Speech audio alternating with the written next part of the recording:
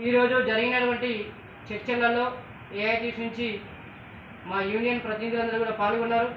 అలాగే మేనేజ్మెంట్ నుంచి జీఎం గారు, అలాగే పిఎం గారు, అలాగే ట్రాన్స్పోర్ట్ యాజమాన్యం తరఫున ట్రాన్స్పోర్ట్ యాజమాన్యం అంటే ప్రవీణ్ రావు గారు, జితేందర్ గారితో పాటు స్థానిక సిఐ నరేంద్ర గారు, అలాగే తిరియాని ఎస్ఐ రమేష్ గారు కూడా వీళ్ళ ఆధ్వర్యంలో ట్రాన్స్పోర్ట్ కార్మికుల వేతనాలు పెరగాలని చర్చలు జరిగినాయి. ఈ చర్చలలో అటు మేనేజ్మెంట్ తరఫున కూడా ఇటు యూనియన్ ప్రతినిధులు కూడా అంటే మాటల యుద్ధం జరిగింది. ఈ యొక్క చర్చలలో లాస్ట్ ఫైనల్గా కార్మికులకు 2000 రూపాయలు జీతం పెంచడానికి కూడా అటు మేనేజ్మెంట్ అంగీకరించవలన ఈ యొక్క సమ్మెను మేము ఈ రోజు నుంచి కూడా కార్మికులందరూ కూడా విధిలోకి హాజరు కావాలని పిలుపునిస్తున్నాం.